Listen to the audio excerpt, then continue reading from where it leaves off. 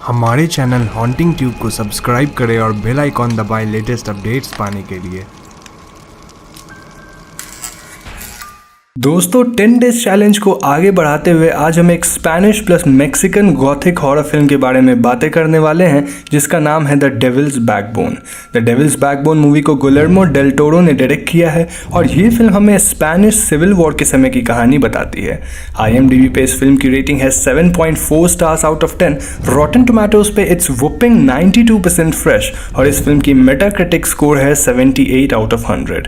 तो आज के वीडियो में हम और आप मिलकर द डेविल्स बैकबोन फिल्म की कहानी संक्षिप्त में जानते हुए इस फिल्म के डीपर मीनिंग पे चर्चा करेंगे। अब वीडियो शुरू करने से पहले मैं आपको एक बात बताना चाहूंगा कि इस फिल्म के पात्रों का नाम स्पेनिश में है, तो हो सकता है मेरी प्रोनाउंसिएशन थोड़ी इधर उधर हो, तो उसको आप माफ कीजिएगा। So now with that said, let's roll the intro.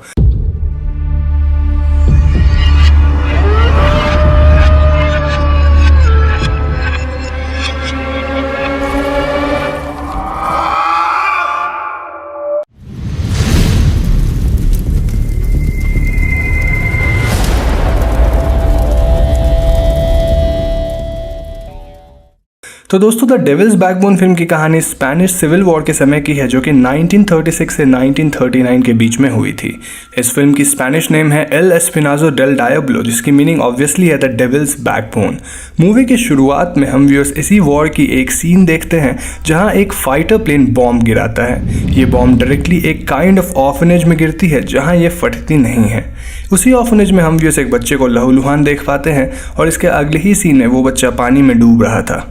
यहाँ हम एक दूसरे बच्चे को भी देख पा रहे थे और इस सीन को देखकर ऐसा लग रहा था मानो दूसरे बच्चे ने पहले बच्चे को मारकर पानी में डुबो दिया है। यहाँ सीन चेंज होकर दो लोगों पे फोकस करती है जिनका नाम था अयाला एंड डोमिगोएज, और ये दोनों अपने साथ एक कार्लोस नाम के बच्चे को लेकर उसी ऑर्फनेज में जा रहे थे। इस ऑर्फनेज के बीचों बीच हम उसी बॉम्ब को देख पाते हैं जो कि फटा नहीं था और यहाँ आसपास कई बच्चे खेल रहे थे। कार्लोस को इस ऑर्फनेज के किचन में एक अजीब सा बच्चा दिखता है जो कि एक घोस्ट की तरह दिख रहा था और अगले ही क्षण वो वहां से गायब था। ये भूत जैसा बच्चा वही था जिसे हमने मूवी के पहले सीन में डूबकर मरते हुए देखा था और उसका नाम सैंटी था। इस ऑर्फनेज में हम मूवी के पहले सीन में दिखाए गए दूसरे बच्चे को भी देख पाते हैं और उसका नाम जेमी था। तो आगे की सीन्स में हमें पता चलता है कि इस ऑर्फनेज को कार्मेन नाम की औरत एक बूढ़े डॉक्टर कैसरस के साथ मिलकर चला रही थी और ये लोग रेबल ग्रुप्स को कुछ गोल्ड ब्रिक्स देकर हेल्प करते थे। कार्मेन के पास एक पैर नहीं थी और वो पुराने जमाने की काइंड ऑफ एक प्रोस्थेटिक लेग यूज करती थी। आयला और डोमिगोएज भी रेबल्स थे और आयला बताता है कि कार्लोस के पिता वॉर फ्रंट पे मारे गए हैं जिस वजह से वो कार्लोस को इस ऑर्फनेज में छोड़ने आया है। अब यहाँ कार्लोस को अपने पिता की देहांत के बारे में कुछ नहीं पता था और उसे ऐसा लग रहा था कि उसके पिता कभी न कभी वापस ज़रूर आएंगे। कार्लोस इस ऑर्फनेज में गेल्वेज और आउल नामक दो बच्चों से मिलता है और ये तीनों तुरंत ही दोस्त बन जाते हैं। कार्लोस इन्हें अपनी कॉमिक बुक दिखाता है लेकिन ठीक उसी वक्त जेमी वहां आकर कार्लोस की कॉमिक बुक ले लेता है। Not only that, Jamie kind of Carlos को बुली भी करता है और इसी सीन में हम अयाला को देखते हैं जो कि कार्लोस को यहाँ छोड़कर चला जाता है। अब दोस्तों इस ऑर्फनेज में हम जसिंटो नामक एक यंग आदमी को भी देखते हैं जो कि यहाँ के काम में अक्सर बिजी रहता था और जसिंटो के दो दोस्त भी थे। यहाँ हम एक लड़की कॉन्चिता को भी देख पाते हैं जो कि जसिंटो से शादी करके सेटल होना चाहती थी, लेकिन जसिंटो सेटल होने में ज़्यादा इंटरेस्टेड नहीं था।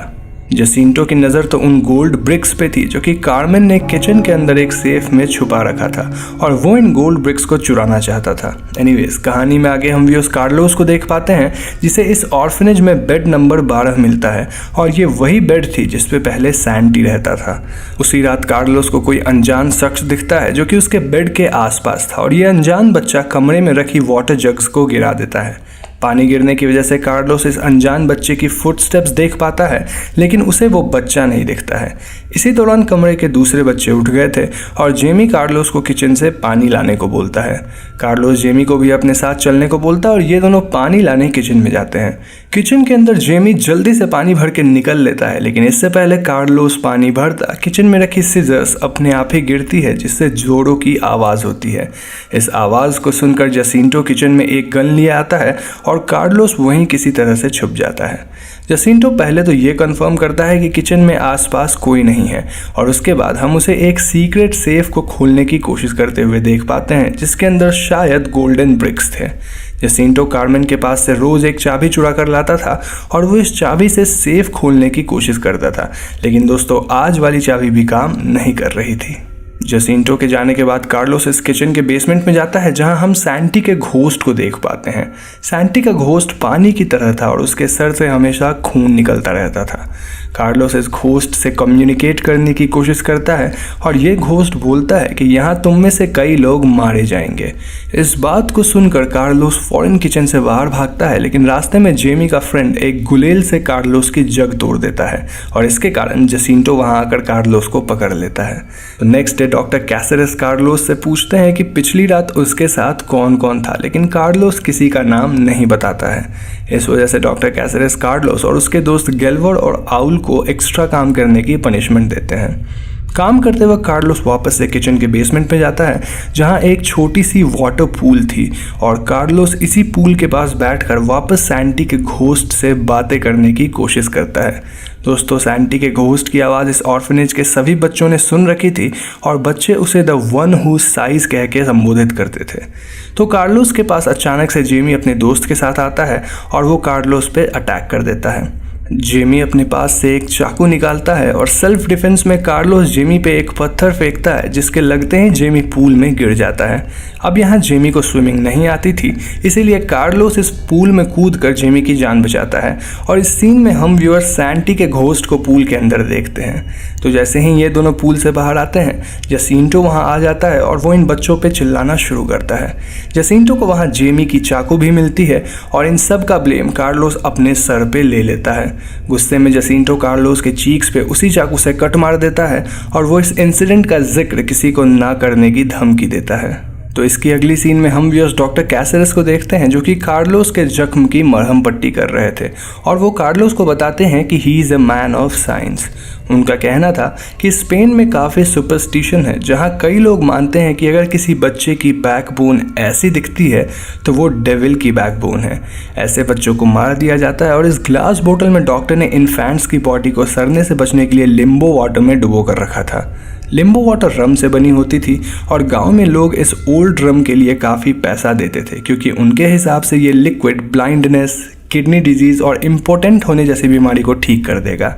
अब ऑब्वियसली ये बात एक सुपरस्टिशन थी, लेकिन इस सीन में हम व्यूअर्स डॉक्टर कैसेरेस को यही रम पीते देखते हैं विच सजेस्ट्स कि वो इम्पोर्टेंट है और वो खुद ही इन सुपरस्टिशंस को मानते हैं। एनीवेज, इस घटना के बाद जेमी और कार्लोस दोस्त बन चुके थे और वो लोग एक दूसरे के साथ अपनी चीज़ें शेयर कर रहे थे। यहाँ हमें पता चलता है कि जिस दिन इस ऑर्फनेज में बॉम्ब गिरा था उसी दिन सैंटी यहाँ से गायब हुआ था और तब से ही जेमी थोड़ा अजीब सा हो गया है। बच्चों का मानना था कि the one who size bomb गिरने के बाद से ही ऑर्फनेज में आया है। दूसरी तरफ हम व्यूअर्स कार्मेन और जसिंटो को फिजिकली इन्वॉल्व होते हुए देख पाते हैं और यहाँ हमें पता चलता है कि कार्मेन जसिंटो के साथ ऐसा अपनी फिजिकल अर्जेस को सेटिस्फाई करने के लिए करती थी because the doctor was important. Jacinto रोज़ रात कार्मेन के साथ सोता था और यहीं से वो एक एक चाबी चुरा कर रोज़ किचन वाली सेफ खोलने की कोशिश करता था। तो नेक्स्ट डे हम व्यूअर्स देख पाते हैं कि जेमी कोचिंता की तरफ अट्रैक्टेड था और क्लासरूम में ये बच्चे एक मैमोथ की फ़ोटो के बारे में पढ़ते हैं जिस फोटो में कई लोग झुंड में मिलकर एक विशालकाय जीव का शिकार कर रहे थे। यहाँ कार्लोस देख पाता है कि जेमी के पास एक ड्राइंग बुक थी जिसमें वो अच्छी ड्राइंग्स बनाता था। तो उस रात कार्लोस छुपकर जेमी की ड्राइंग बुक चेक करता है जिसमें उसे सैंटी की इमेजेस बनी दिखती है और इस इमेज में सैंटी के सर से खून निकलता हुआ डिपिक्ट किया गया था। इस ड्राइंग को देखकर कार्लोस को ऐसा लगता है कि सैंटी को शायद जेमी ने ही मार डाला होगा। ये सब जानकर कार्लोस वापस किचन में जाता है जहाँ उसे सैंटी की घोस्ट मिलती है और ये घोस्ट फिर से वही बात बोलती है कि many of you will die. इस सीन में कार्लोस बहुत डर जाता है और वो भागकर खुद को एक कपबोर्ड में लॉक कर लेता है। दूसरी तरफ डॉक्टर कैसेरेस टाउन में रम बेचने गए थे जहां उन्हें आयला और डोमिंगोज आर्मी द्वारा एग्जीक्यूट होते हुए दिखते हैं। ये देखकर डॉक्टर समझ गए थे कि जल्द ही वो भी पकड़े जाएंगे क्योंकि उन्होंने इन रेबल्स को सोना देकर मदद करी थी और इसीलिए ही डिसाइड्स कि वो बच्चों को लेकर ऑर्फनेज खाली कर देंगे। तो नेक्स्ट डे सुबह डॉक्टर कैसेरेस ये बात कार्मेन को बताते हैं और ये लोग बच्चों के साथ इस जगह को खाली करने की सोचते हैं। इतने में ही इस बात की भनक जसिंटो को लग जाती है और वो इनसे गोल्ड ब्रिक्स मांगता है। यहाँ जसिंटो की कार्मेन से मुठभेड़ हो जाती है और डॉक्टर कैसेरेस जसिंटो को इस ऑर्फनेज से निकाल देते हैं।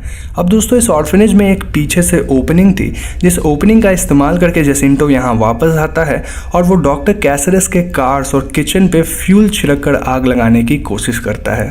कोशिता उसे ऐसा करने से रोकने के लिए गोली चलाती है, लेकिन ये गोली जेसिंटो के बाजुओं को छूकर निकलती है। जेसिंटो फौरन ही यहाँ आग लगाकर भाग जाता है और इस आग की वजह से कार और किचन में ब्लास्ट होती है, जिसमें कई बच्चों के साथ कारमेन भी मारी जाती है।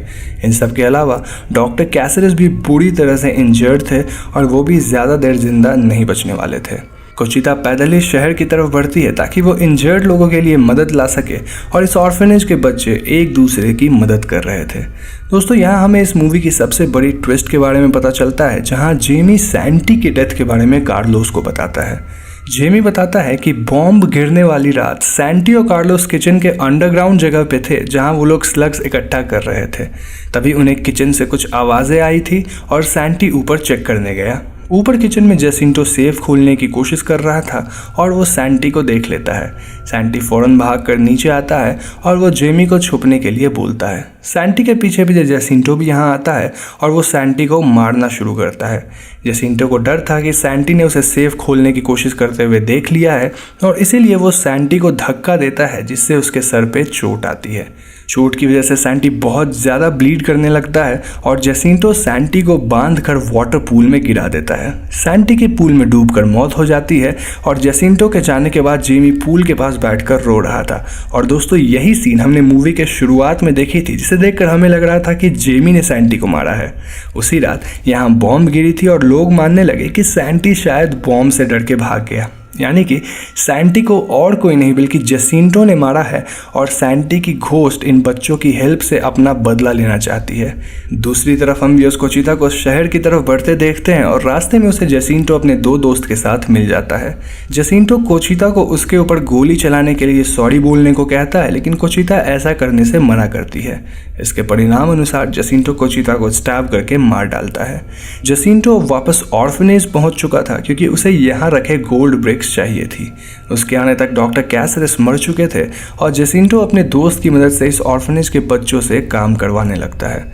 वो इन बच्चों को ब्लास्ट से क्रिएट हुए मलबे को उठाने बोलता है क्योंकि इसके अंदर ही तिजोरी थी। जल्दी उसे तिजोरी मिल जाती है, लेकिन इस तिजोरी के अंदर गोल्ड नहीं था। गोल्ड ना मिलने पर जेसिंटो के दोस्त उसे छोड़कर चले जाते हैं और जेसिंटो इस ऑर्फनेज के बच्चों को एक कमरे में बंद कर देता है।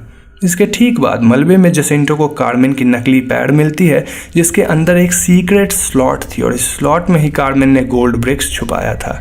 फाइनली जेसिंटो को गोल्ड मिल चुका था और वो इस गोल्ड को कपड़े में बांधकर यहाँ से निकलने की सोचता है। दूसरी तरफ ऑर्फनेज के बच्चे कमरे की खिड़की से बाहर आ गए थे और इस कोशिश में गेलवेस की एंकल मुड़ जाती है। ये सारे बच्चे नुकीली हथियार बनाकर किचन में जाते हैं, जहां इन्हें जेसिंटो दिखता है। जेसिंटो इन्हें मारने के लिए गन लेकर अंडरग्राउंड जाता है और यहाँ ये बच्चे अपनी नुकीली हथियार से जेसिंटो पे ठीक उस तरह हमला करते हैं जैसा उन्होंने मैमोथ वाली फोटो में लोगों को करते देखा था। दिस सीन रिप्रेजेंट्स कि जेसिंटो एक मैमोथ की तरह पावरफुल है, लेकिन ये बच्चे यूनाइट होकर उसे घायल कर चुके थे। ये बच्चे चारों तरफ से जेसिंटो को नुकीली हथियार से मार रहे थे और फाइनली ये बच्चे उसे उसी पॉन्ड में फेंकते हैं जिसमें जेसिंटो ने सैंटी को डुबोया था। पॉन्ड में गिरते ही जेसिंटो डूबने लगता है क्योंकि उसके पास गोल्ड ब्रिक्स थे जो कि काफ़ी भारी था और इसीलिए जेसिंटो इन गोल्ड ब्रिक्स को फेंक कर पानी के ऊपर आने की कोशिश करता है, लेकिन तभी वहाँ पानी के अंदर सैंटी की घोस्ट जेसिंटो को खींच कर अंदर ले जाती है, जिससे जेसिंटो की मौत हो जाती है। सैंटी को अपना बदला मिल चुका था और इन बच्चों ने भी जेसिंटो को उसके पाप की सज़ा दे दी थी। मूवी के एंड में ये बच्चे यूनाइट होकर दुनिया को फेस करने निकल पड़ते हैं और हम व्यूअर्स डॉक्टर कैसेरेस के घोस्ट को इन्हें देखते हुए पाते हैं। मूवी यहीं पे ख़त्म हो जाती है। तो दोस्तों, ये थी द डेविल्स बैकबोन मूवी की कहानी और अब हम इस फिल्म में डिपिक्ट की गई चीज़ों के डीपर मीनिंग को समझने की कोशिश करेंगे। इस फिल्म में हमें घोस्ट की एक काइंड ऑफ डेफिनेशन बताई गई है और वो मैं आप लोगों के साथ शेयर करना चाहूँगा। तो दोस्तों, एक घोस्ट किसी ट्रेजेडी की तरह है जो कि खुद को बार बार रिपीट करती है।